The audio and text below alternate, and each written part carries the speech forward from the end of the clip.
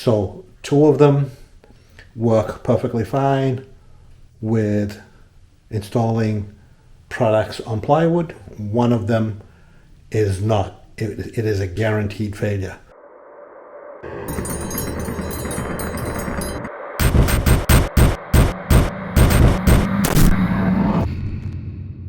Okay, so day 6, I have grouted this floor here, this little floor that I did yesterday. This is what I have here. It's all grouted. I'm just going to give it a final rinse, and I'm out of here, and I'm going to go set the shower floor in that master bath. Okay, so I'm back on the master bathroom. The flood test was good. I forgot to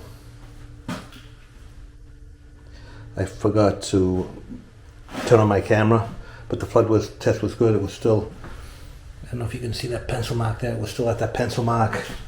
It drained okay, and I dried it off as best I can, but because it's still so soaking wet, because the membrane, you know, the fleece on top is going to soak up a lot of water, and I dried it off as best I can. I decided that I'm going to let this dry before I install the tile, because I don't want to run the risk of the thin set not sticking to the membrane because it's so wet.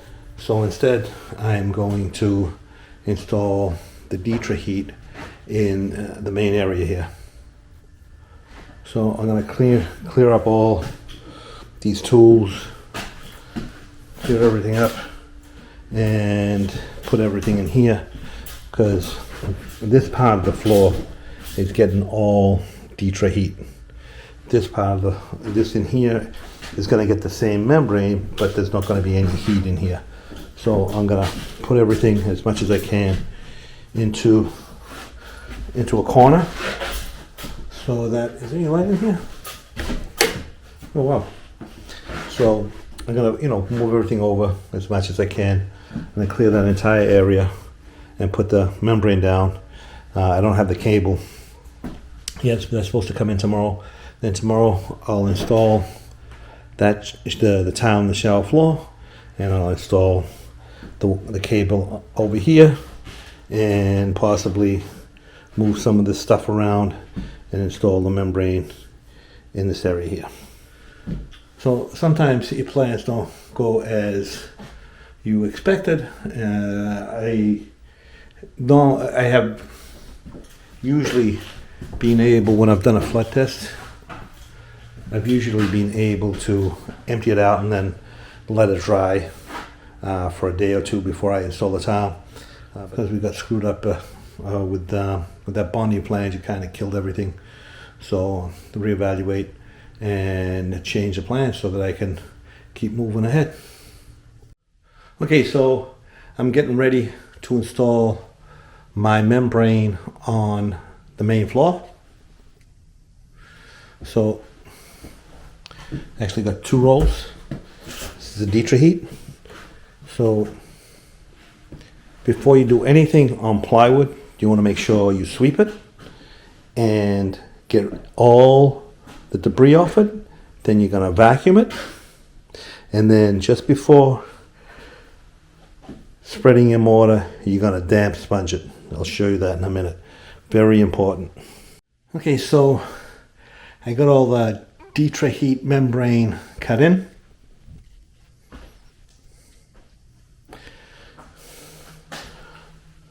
It's all cut in. So between sheets, you want to butt them tight. At the wall, you want to leave a little gap, like a 1/4 inch or so. Make sure it's not tight. Now this is moving around a little bit because it's not cemented down, it's all loose. But you want to make sure that you leave a gap all the way around, because this is going to be heated. Where the wire is going to run through, you want to make sure you get the pucks to line up so that when you run your wire, you don't have to try and snake it. It'll just run straight across. Where you are not going to have wire, like over here, it doesn't matter if they line up or not. So I am ready to cement this down. So I'm going to be using a modified mortar to cement this Ditra Heat membrane to the plywood. Now there are 3 different types of modified mortar, the ANSI standards, if you will. So 2 of them work perfectly fine with installing products on plywood. 1 of them is not. It is a guaranteed failure. So make sure when you're looking for your mortar to install your membrane or whatever to a plywood subfloor that you use either ANSI A118.11 or ANSI A118.15. If you have a bag of mortar that's ANSI A118.4, that is not rated for plywood and it is a guaranteed failure. So just be careful what you do, because a lot of people know modified, unmodified, but there are different kinds of modified mortars. Another thing, if you've got long runs, like this is like over 10 feet over here this way, when you put your membrane down, make it so that you can roll it this way like this, because if you if it's under the cabinet there and you have to roll it the other way, you're not going to be able to because of the because it goes under. So just a little tip there. Sometimes you can't avoid it for whatever reason, but if you can avoid it, do it that way so you don't have to struggle trying to put it back in. Okay, so to install this Ditra Heat membrane, I'm going to be using Schluter All-Set and Schluter All-Set. And just to demonstrate what kind of mortar it is, see, this is an ANSI A118.15T. T stands for Thixotropic. But if it meets this standard, then it also meets this standard and this standard. So this standard and this standard are good for plywood. This one here is not. You can use this on cement board, you can use it on concrete, you can use it on even foam board if you want. But if you're going to install something to plywood, you need to use one of these. This is a lower standard, this is a higher standard. So by standard, it's shear strength and all that kind of stuff. So bond strength, shear strength, and tensile strength, etc., etc. So this is either this one or this one, and the All-Set is an A118.15 mortar. Okay, so I'm going to be using a Schluter Ditra Heat or Ditra XL trowel. It's just a 1/4 inch by 1/4 inch square notch trowel. And when you're mixing thin set, you always want to control your dust. This is a whale tail. This will suck as I drop the mortar into the bucket. This will suck the dust up into the vacuum. So you want to control your dust if you're mixing inside.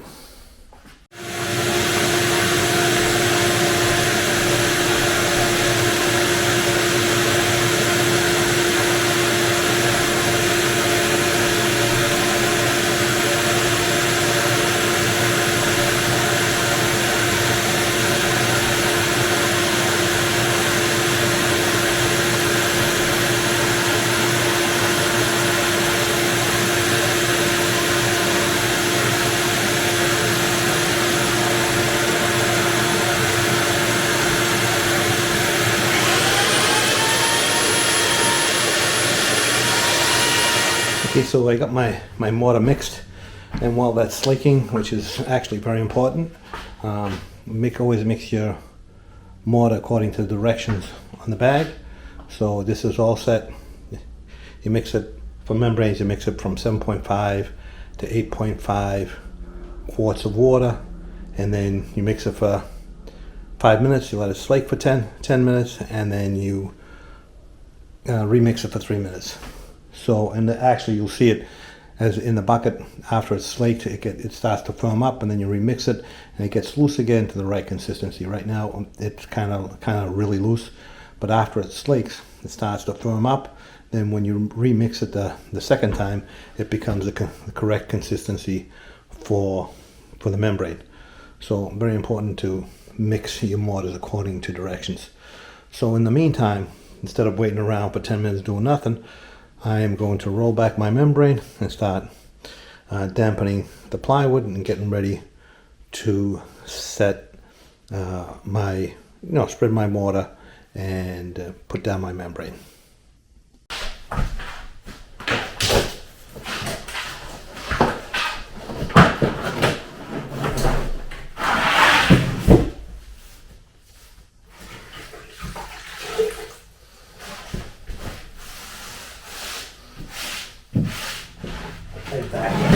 There's still dust on it.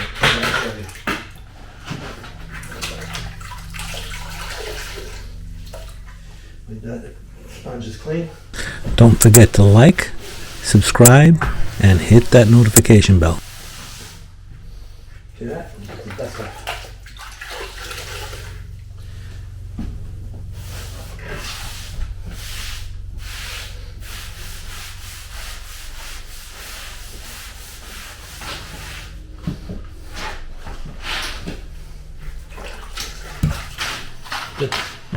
Dampen some full.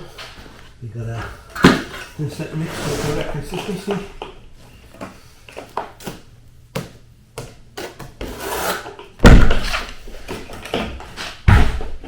So first,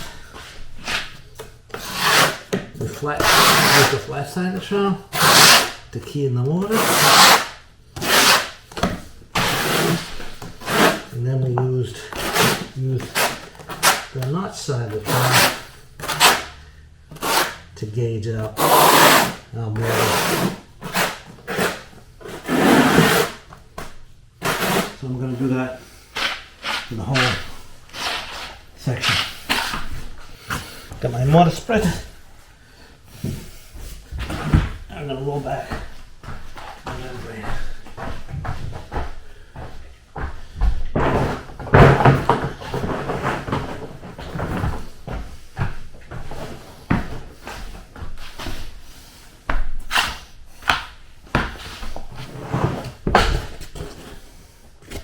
Make sure I'm where it needs to be.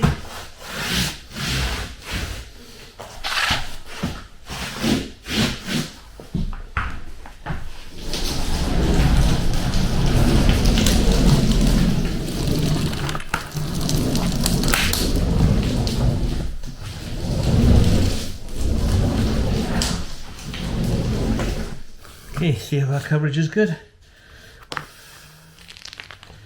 Very good.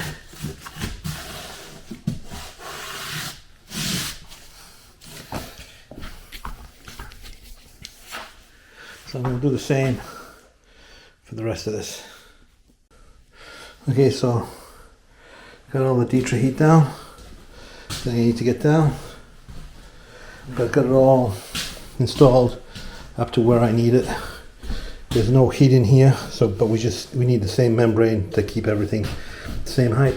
The heat is just in that area there. So tomorrow morning this will be dry.